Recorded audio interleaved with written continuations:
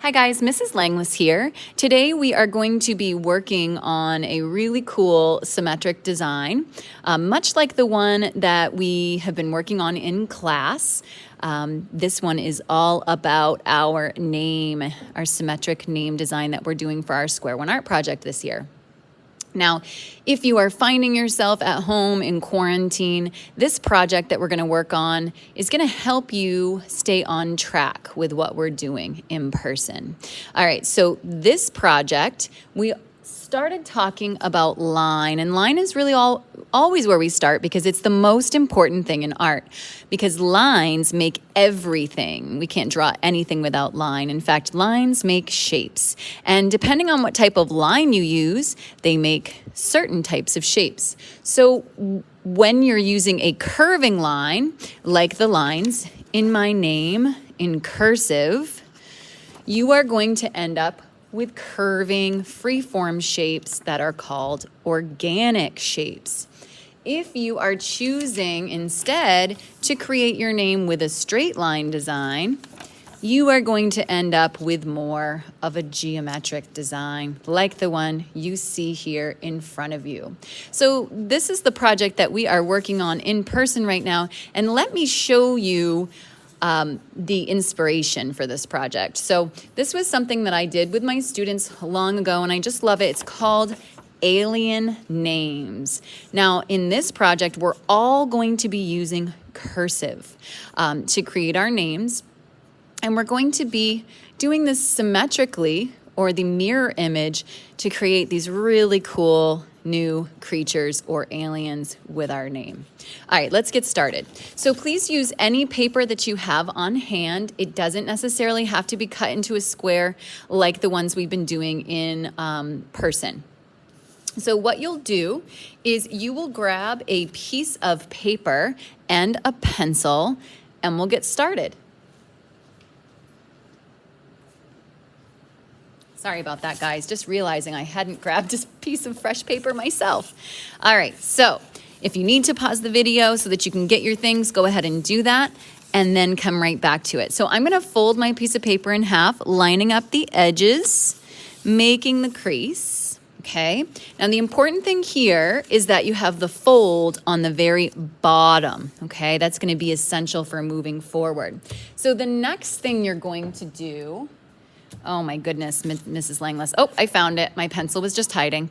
You are going to write your name in cursive. Now, it could be your first name, it could be your last name, or your middle name, whatever you want it to be. A lot of students really like to use a reference because we all have varying experience with cursive. And you know what? I noticed that even though it's not being taught regularly in school anymore, I noticed the importance of it, especially in signing your name, because later on you'll have to sign legal documents and checks and things like that, and you really need to know how to do your signature. So knowing how to do cursive is super important, not just for those things, but also for creating this really cool artwork. So I'm gonna make a cursive H to start out. So I'll do my first name, and so I'm gonna do this. Now when you do, you need to make sure that your letters touch that bottom fold. Okay, here's my I and my L.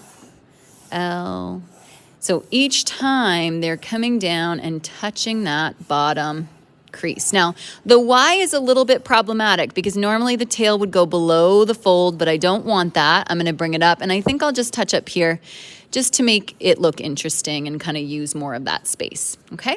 So now that I've gotten my name written, I am ready for the next step.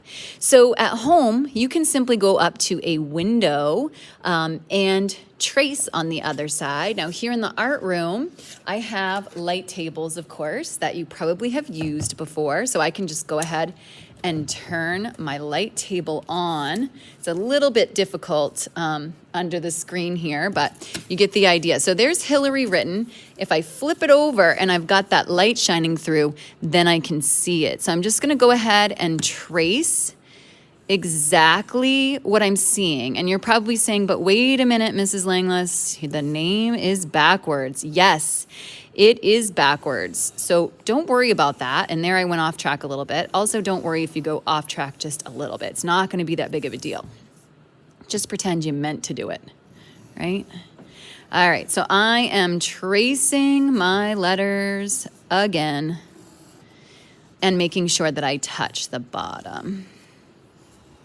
Here comes my Y. Almost there. I'm losing track of where that little tail goes. Here we go. And then I'm just gonna curve it up. Now, when I take my light table away now, I can open it up. Now, the cool thing is that now you have this really awesome design where you might start to see creatures appear. You might start seeing eyes. You might start seeing antennae, maybe. Ooh, look at this. If I flip it upside down, I definitely am seeing a creature right here with antennae, and start to develop your little aliens. That one definitely looks like an alien. So I don't like personally how these two things look different. So I'm gonna work on cleaning that up a little bit and make it look a little bit more even from side to side than what I had there, okay? So just working on fine tuning it. I also am starting to see other little creatures down here.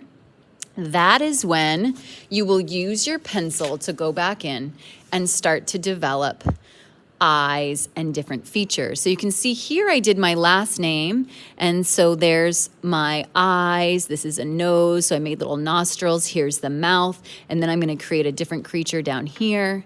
You can also continue to flip it into different directions, because you might start to see, like, this really looks like an insect to me right here.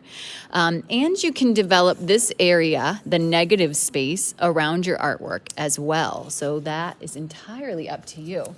Now, here's another example. So this is Hillary, taken a little bit further. You can see my eyes here.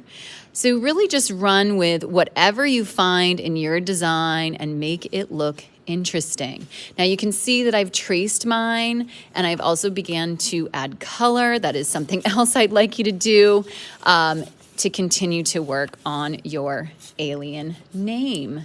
So this project will probably take 1 or 2 classes to finish. So take your time, maybe do the drawing in one class, and then the following week work on developing the color and all the other details. If you have any questions, please don't hesitate to contact me at hlanglis@aos94.org.